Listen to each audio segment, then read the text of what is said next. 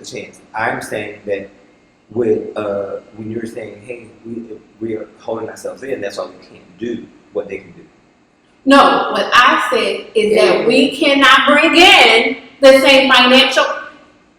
So you're telling me these schools, these USC's and the Harvard, you telling me that the all black schools are bringing in the same coin, are getting the same prestige? It depends. Of course not. It depends. No. It depends. Howard. It depends. Howard brings it in, but it all depends on how you are funded. There are publicly funded schools, there are privately funded schools, there are independently funded schools, and when I'm talking about schools, I'm talking about HBCUs. Howard is the one school that gets the most acclaim, the most money. When Jeff Bezos' wife divorced him, she donated $500 million to Howard University. And that was just because we are a name. That school holds a prestige to it. So she was like, well, who should I give my money to? Oh, I'm going to give it to this HBCU because they are the quote unquote best of the best, brightest of the brightest of the black schools. So it doesn't mean that we held ourselves back and nobody could get. Howard is always like, hey, whoever want to give us some money, we open for it. There are some schools and some institutions that do that and some that don't. But to piggyback on what you said, like we hold our culture too close. No, we don't. As we have talked about, DD4L is a TV show because Miss Diana had them girls in this majorette team bucking and popping. She had the little ones from when they was like 6 years old all the way up to the 18-year-olds. And people watched it. All people watched it. Yeah. All people.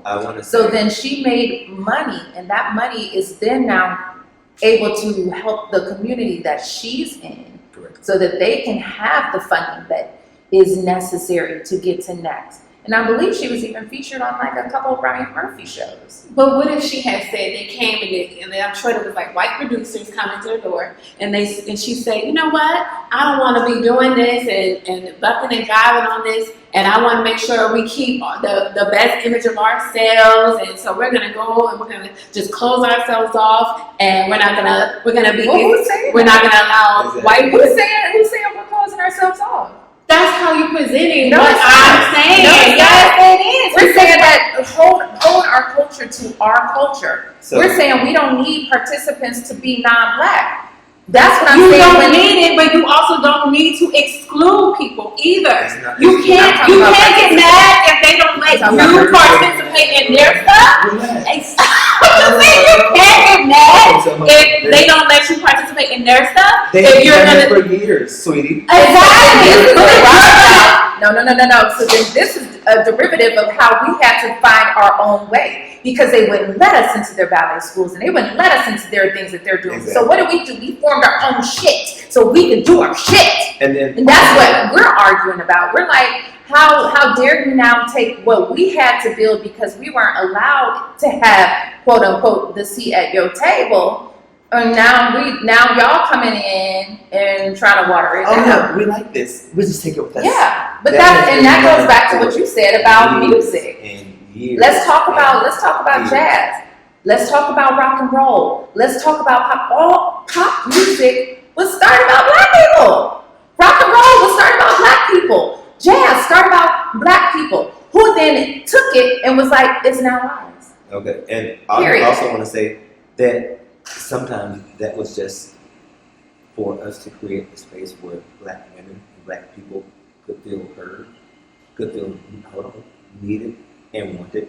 It was never to like exclude anybody because we have had so much exclusion in our lives. We want to be in a place where we can feel included, right?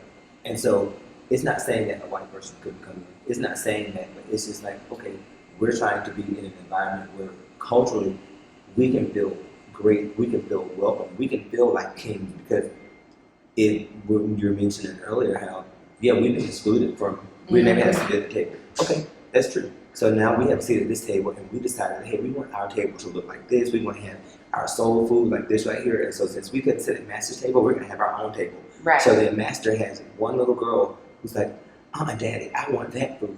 I like that. Give me some macaroni and cheese and collard greens. And so now because she loved macaroni and cheese and collard greens, she has a store that has macaroni and collard greens and it's soul food, but no macaroni and collard greens tastes good better than this white girl's.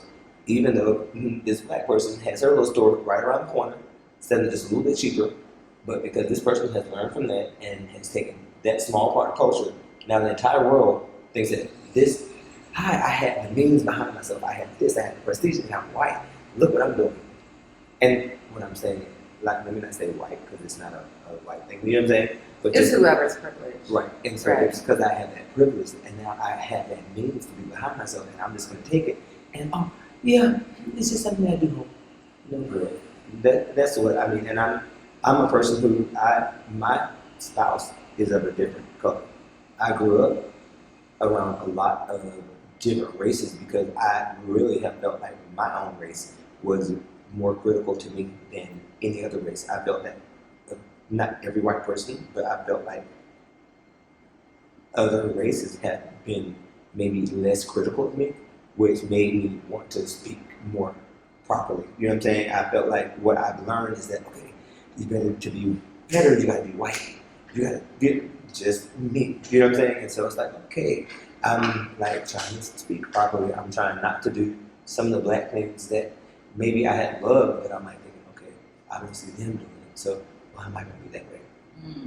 I'm not doing that because they're not doing it. But I've also gone places where I want to find a place that I can be me. Like, okay, I come to Los Angeles and I'm taking a dance class and I'm like thinking, okay, I'm not supposed to be here. I'm taking group fitness classes and I'm a black man and all these white girls doing aerobics. Like, so imagine back in the 80s, it's like I wanted to be included. And so for me, it wasn't about just the color, but I wanted to find something where I could be included. And I created my own cardio run. And it had nothing to do with race, but I don't want anybody to come and steal it and say, oh, look what I created. This right here is based on American and based on our entire community. But for me as a male, for me as a person who did not have choreography or didn't know choreography, I wanted to create a space where people like me could feel safe. But it had nothing to do with me excluding people. So it's just like me saying, oh, I don't want anybody to come here because they're a dancer. You know what I'm saying? I will always have people who are going to come in and they're going to try to, oh, why don't you do it like this? Or why don't you do it like that? And I have the power to say, no, this is what I created. You know what I'm saying? But it's not about exclusion. It's like I've always felt like I didn't want to be Miss Black America. I would want to be Miss America. But I knew that it was such a struggle to even, like, how all the black people in the world only have one person who's able to compete with 50 different states. You know what I'm saying? So I knew that it was disproportionate. And so it took me a while to even want to be in Miss Black America or this, or, you know, I'm like, okay, well, why can't I be just Miss America? But then sometimes you're not going to have the opportunity. You know what I'm saying? So you won't even get the opportunity. So it's not like we're excluding, but it's like, okay, why do we have to have a Miss Black America? We have to have a Miss Black America or Miss Black USA because those other black people aren't going to be included. Like, we're just naturally not included because that's the framework of America. So, I mean, and I know you're inclusive. She's inclusive. We have all dated or been with people who are not in a race, so it has nothing to do with race. But it's just the real, just the realness. You know what I'm saying? Like sometimes we can go in and we don't get the same amount of money. I agree. We are not doing everything that you're saying. I totally agree with. I'm just saying that sometimes, like as a black lady, like don't you want a black gynecologist, somebody who can kind of relate to you a little bit, or you know, like the Jewish women, they want Jewish gynecologists, and it's not that they're being prejudiced, but it's like, oh, I would. It's the relatability. Yeah, and I would rather be with like someone who I think, okay, is he gay? Because I'd rather have somebody that I don't have to have. But then there are times where I'm like, if I'm training, let me get a girl. That's just me because I can relate to females a lot better. Well, at some points in my life I could relate, and then sometimes I'm like, no, dude, you just do what you want. And I just like women a lot more. So it's about relatability, and so I mean, and I do think that's how our lives are. Sorry about cutting you off. No, you're fine. Because she was about to beat somebody up. No, she was. Y'all always be attacking me, and y'all be saying this, that. I'm like, no, I just wanted to say that, like, I guess I get so passionate because I always think that, like you said, we want a place where we belong, and I feel like that's what these women have done at USC. You I go agree. there, it's not I very agree. many of us, so you're like, I let's agree. join together, make something that we can feel As Black women. Yes. Mhm. And so, and I also like it because it's one of those things that not only did we give each other that safe space, but we're also putting a spotlight on the beauty that we have as a community, as a group of women, as, you know what I mean? So I think there's beauty in being able to let people see and shine a light on us. Like, that's what I'm saying. I just want to make sure that we're not so busy excluding that we end up excluding ourselves out of opportunities that could give us exposure and give us opportunities that we didn't have access to before. That's all I'm saying. And I got passionate. But it's so funny because, like, I don't know. Sometimes when I hear some things that you're saying, sometimes it contradicts the last thing that you said. Uh-huh. Because, like, when I hear you say, "Well, it's not to exclude anyone," I'm like, yeah, I disagree. Like, I just don't think. And granted, she created this platform for Black women at a predominantly white institution. It won't be long before you have a white woman who wants to audition and be a part of it. And me as a person feels like that's where you have to exclude so that you can hold true to the culture of what majorette dancing as a whole started as. Now, if they open it up to whatever race, that's on them.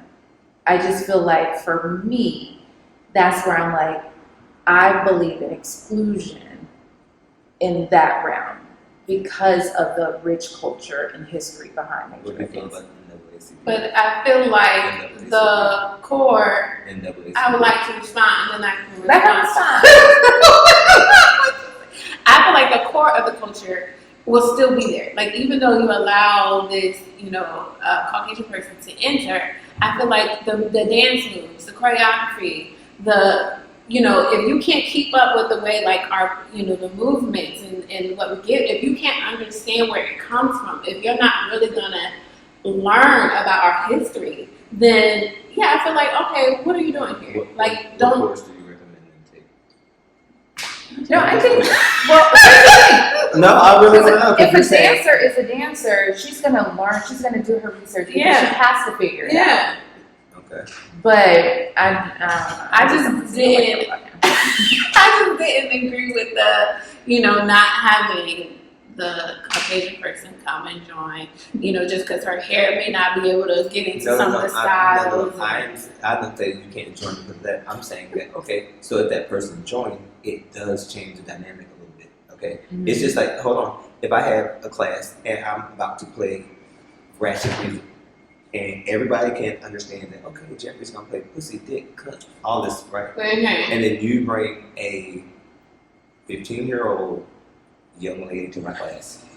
she got her pussy dick I vampire. understand, but it does change me Of and course. what I'm going to do and present Mhm. because now that group of people has changed a little bit, right? Mhm. If I'm calling you girl and I'm doing certain things, or I might have said the N-word or something, right? Mm-hmm. Boom, the white person comes. They're not going to be that free to be like, oh, wow. You know what I'm saying? So you want the freedom that comes along with your people, with that group. It's just not. It's not saying that I want to exclude them. I'm saying that, okay. So imagine if you want to do a Wakanda thing and you had this thing, then it's like, okay. I'm just saying the dynamics change. Just like when she mentioned, you were talking about something like at Beyonce's thing. So Yeah. Beyonce, she knew that her dynamics would change whenever she got these people from the very beginning. So from the very beginning, she knew that, okay, I'm not going to be able to do no Afro type thing. I have to do things based on the people Everyone. that we have in there. And so what I'm saying is that, okay, so now if Beyonce had 1,000 white girls who won, she has to change kind of like her thing because it was predominantly black. When you see, you don't see a color, basically. You don't see that, oh, look at that white person standing up. You don't see that. You see somebody who can dance their ass off. You know what I'm saying? And so I totally understand, but it's just, those sometimes, it's just like, do they have to take everything? And I don't think they're trying to take it initially. They haven't even been there. Yeah, correct. Initially. But I remember, think stars. they come in with the idea of, like what you said, the little girl was like, Daddy, but I want to do that. Mm-hmm. I want to do that. That looks like more fun. And then they go and they pay a white girl who has gone to another school who didn't have to be friends with Jessica Lane. They're going to pay her $500 to give their girl private lessons. Yeah. Then they go to the USC girl. Well, not the USC girl. They go to the girl at the Diamond Black College and want to give her $75 Right. to do the same exact thing. But now that Becky, guess what? I'm the one who originated it. So now she gets $1,000 per hour, and then this person who actually does it better is, and I'm just using that. No. But I can see what you're saying. But is the way to stop that is by excluding, or do we make that change in a different way? Well, tell me how we change, because I would exclude. What I'm saying is that different people do will change dynamics, and so the dynamics going to have to change. So even if that person's in the group, you're still in the group, you can do everything, but then you're not going to do anything to that person's hair that's going to make a little culturally unacceptable. You know what I'm saying? We're going to make her a blackface. That's what I'm saying. And it's good. We're not going to make her a blackface. Yeah. We're not going to do things that is going to take her out of the group. So some of the things that we might have said, oh, we can do this, oh, we can do that, may have to change. Like, what if if they wanted a Harriet Tubman thing? Okay, you're not going to let that girl go there with a Harriet Tubman thing, and an all-black thing. If you wanted to do certain things, you're not going to allow them to do different things because it will look like a caricature of what we're trying to portray. You know what I'm saying? It's like Black History. Okay, okay, girls, what you'll do is we're going to pretend that we're this, that, and then we're just going to say, boom, we're going to take off our clothes, and then we're going to have our majorette costumes underneath it. And then I don't want to see nobody, person like, if they look like Aunt Jemima, I'm going to have my hands up because we understand that. But like, imagine Becky, hey, no, girl, this is a play, and you can't be Aunt Jemima. You can't look like you Miss Butterworth. We can, but you can't look like you Miss Butterworth. But if we came up and we brought that on ourselves and we did that ourselves, because we're not making a caricature of ourselves. Right. You know what I'm saying? If I have a Asian producer and they're like, hey, I want all you girls to get up there, I want you to put on white lipstick, I want you to put your red bandana on. That's a big difference. But if there's a black lady who said, I want everybody to put on red lipstick and put on the white thing, we want it because it's like, okay, that person, she's not going to throw herself under the bus like that because we're representing each other. So I think that's where I'm saying, and I think it's great. I think it's great, and I just want the direction of them show some of the other schools, highlight some of the other schools, to let everybody know that this has always been going on. Yeah, she said it, but she does. And that's the beauty of it. We haven't seen it. We need to see it. But here's the thing. I love that she's not trying to hold like, I'm the originator of this. Like, she's like, hey, they do this at HBCUs, and I'm doing this because there's a whole black population here who want to do it. Do her accent. That was her accent. I don't know it. Yeah, you just did it. I don't know. Okay. But I just feel like that's, I mean, like, you choose your college based on what it is that you want to do, right? And I'm sure whatever field she's going into, USC was probably the best choice for her. Well, but that shouldn't deter her from being able to get up there and imagine Prince Harry. He got all this royalty. I was like, he got all this royalty and he married Meghan Markle. And all of a sudden, she doesn't like his lifestyle. Which she did. Remove. That just starts destroying the house. You know what I'm saying? The same thing. Oh, I don't like that. Blah, blah, blah. They might destroy the house. Like that big. Well, they're doing things that I can't do. While they're moving, that's going to destroy the house. Well, then you just tell her, don't bring that back. She should just know. She should just know. Like, if you can't keep up, then you can't do some of the movements. How familiar am I? Like, how familiar are you with historically black colleges and universities? Like what? What do you mean by familiar? Did I go to one? No. Do you know a lot of them is what he's saying? I know of them, yes. You name 5. Would you really still be You see how she put that back on you though? You see that? She's like, I know 2. No, it's because I don't like it. To me, that's you trying to then attack me for having Why you. do I say attack? Because it is. I'm not It is. attacking. Because had I said, what if I came to you and you were saying all these things like, Jeffrey, well, tell me, how many white friends do you have since you're feeling I this don't way? have any black friends. And tell me, Jeffrey, how many times have you been working for like a white company? And then, Jeffrey, tell me how many times have you been living in white communities? And then tell me how many times you have. I'm being serious too. But here's the thing, and this is the beauty of us as a race. We are so adaptable. We can go into the white community and work. We can go into the white community and live. You have to. We can be pliable. And that's the beauty of us as a people. Because, like you said, we have to. We have to. I don't know that many white people who are open to like, I'm gonna go live in a hood. Not the pretty hood, because there's pretty hoods, but there's a hood. I don't know too many white folks who will actually do that and be comfortable. No, but I'm just saying, like, the adaptability that we have, I don't think is the same that they have. So, I think there's still a difference, and there's still more learning, and there's still more ignorance that needs to be educated. and I want to clarify something. When I was asking you that question about HBCUs, Mm-hmm. the reason I was asking you that is because we were talking about inclusion. Mm-hmm. So, like, even in the HBCUs, they have policies, right? Yeah. So you have the marching band, then you have the marching band, you have the majorettes, then you have the J Centers, and then you have the pom pom girls, and then you have the flag girls. And so that's what I was saying is that, you know, they have all these other things that you can go to if you felt excluded at the HBCU. That's all I want to say. Because the big girls was always the flag. That's It was like, if you weigh more than 150, get on the flag Yeah, team. on the flag team. But Okay. it wasn't to be, let me just say, it was not to be a read like that. But it came out. But she I was felt like, it. She felt that. She was like, I'm attacked. But you know Y'all what I'm can stop. And so since we were talking about majorettes, I was like, okay, well, how many HBCUs? Because at all those HBCUs, girl, they got the girls that only have the t-shirts on. So we had pep squad. So Yes, they come create on. these small little outlets for people who can't make the team. Yeah. And so that's all. If you can't do a split and be a cheerleader, but you got team spirit, Yeah. you're going to be in a pep Hey, squad. Jackie, we got spirit. How about you? Right. Well, guys, I have to run.